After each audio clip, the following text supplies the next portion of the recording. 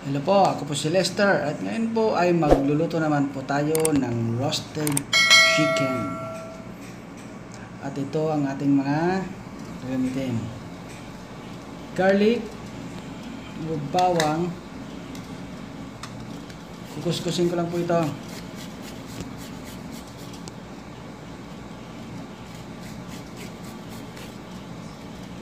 Tsaga-tsaga lang.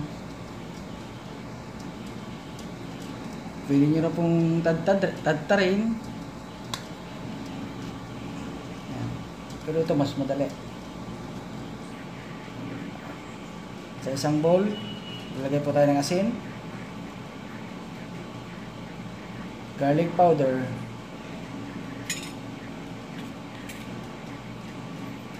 at black pepper powder. Halo-haloin lang po natin at ito po ang ating ikukuskus sa ating manok. Ipapahid natin sa manok. Ayan.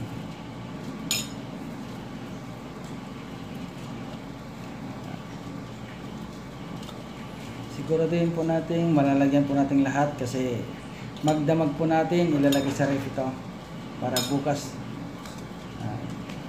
isip-sip nyo na yung mga ingredients na ilalagay natin. Lalagyan po din natin sa loob. At ganyan din po ang gagawin natin sa ibang mga manok pa.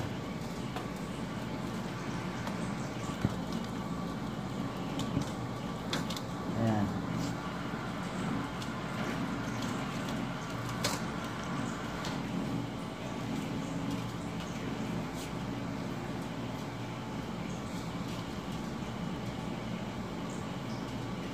Ayan. At yung natira pong na pinanghalo natin, ilagay natin sa ating tinudkod na bawang. Halo-haloin lang po natin.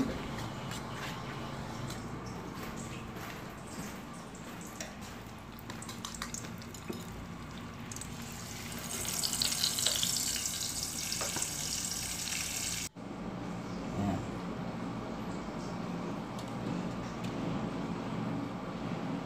Maglalagay po ako ng bulsa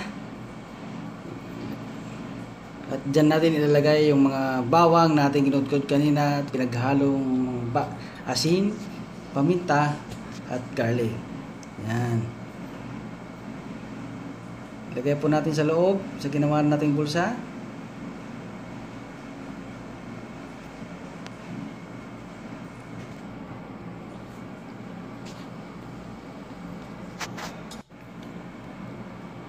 Make sure po na malalagyan po natin lahat.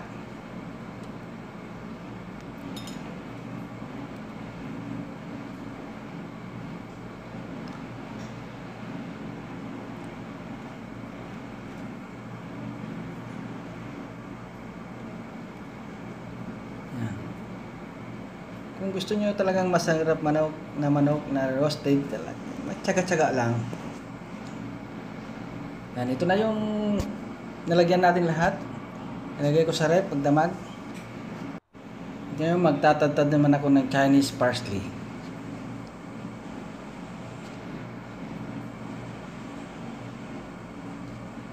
Yan. Kailangan po pino yung paghiwa-hiwa natin ng parsley. Yan. Ilagay natin sa isang mangkok.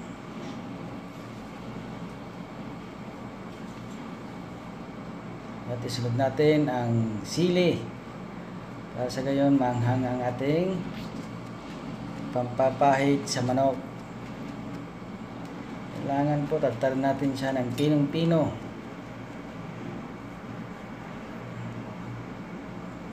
Yan.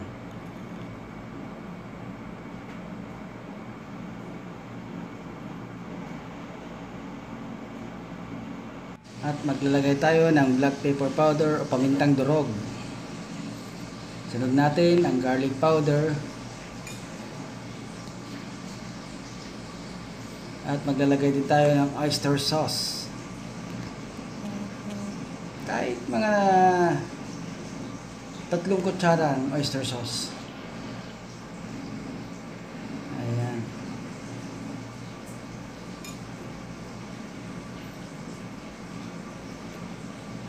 maglalagay din tayo ng soy sauce o toyo. Lagay tayo ng 3 kutsara o 4 na kutsara.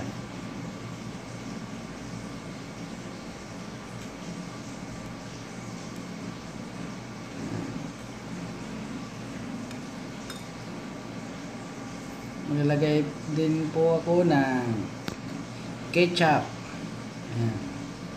Maglalagay din tayo ng 3 kutsara ketchup.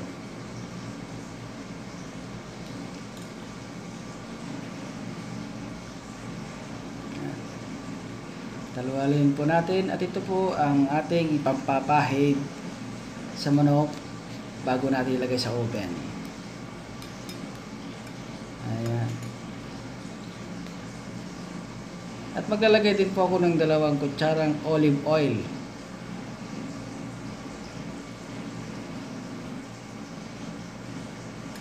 Kalat. Yan. Ito na po yung minarinate natin na manok sa magdamag. Yan. At ito yung papapahid natin.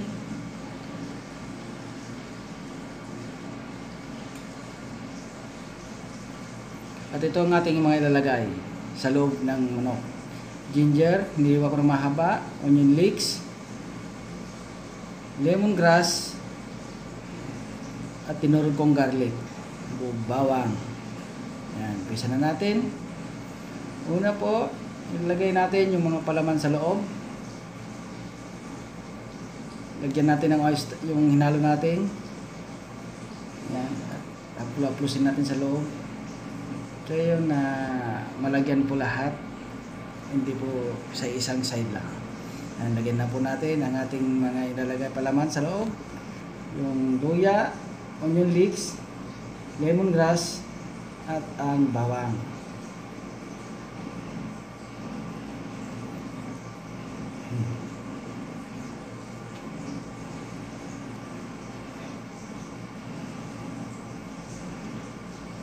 Yung lemongrass po, dinurog-durog ko para sa gayon mas mabango pa. Yan. Ang gawin po natin para sa gayon hindi po malaglag ang mga palaman sa loob, i-cross leg lang po natin ng manok. Lagyan natin ng butas yung magkabilang gilid at yun ang ilulusot natin sa paa ng manok. Ayan.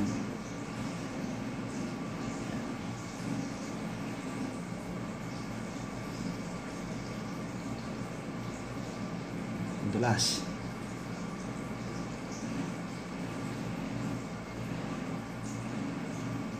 Kahit di na kayo mag-gloves, okay lang kasi madulas pag may gloves.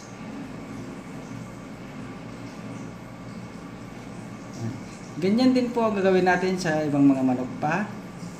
May 4 po ang ginawa ko.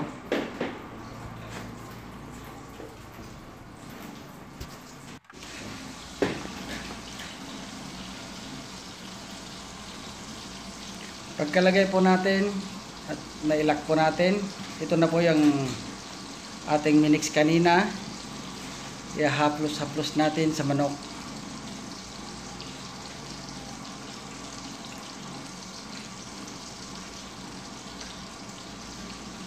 Make sure po malagyan po lahat. At sa gayon na pantay-pantay po ang lasa ng ating roasted chicken.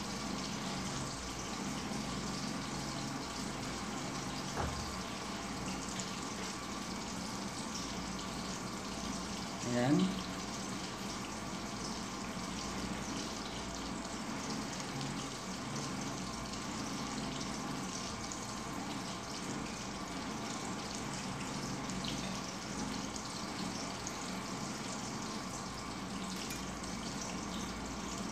Tsaga-tsaga lang kung gusto nyong masarap ang yung lulutuin gagawing manok. Lulutuin manok na roasted. Yan, ganyan din po ang gagawin natin sa iba. Ayan, ito na po. At hindi lang po nagtatapos yan, maglalagay po ako ng butter sa ibabaw. Ayan. Tsaka yung dagdag bango din po ang ng ating manok.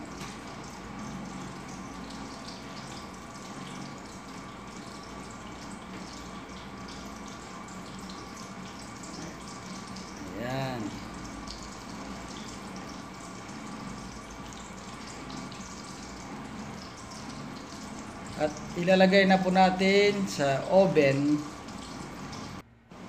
Tutunawin lang po natin ang ating butter. Yan. Medium heat lang. Yan. Ito na po ang ating manok. Nilagyan na po natin ng butter. Natunaw na po. At ilalagyan po natin at babalutin po natin ng foil. Saka sa loob, yung loob ng manok din po ang ating lulutuin. Ilagay po natin muli sa oven. Pero malakas na po yung temperature niya, yung degree niya. Para sa gayon lutong-luto po yung sa loob. Ilagay po natin sa oven ng mga 1 hour. Isang oras na pagluluto. Ayan.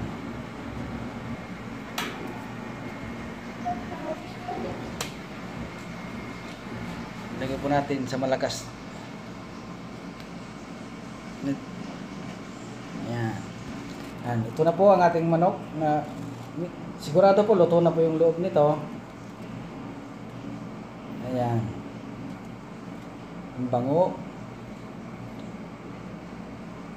Ngayon po, babalik rin po natin at ibabalik po natin sa oven ng 1 oras pa.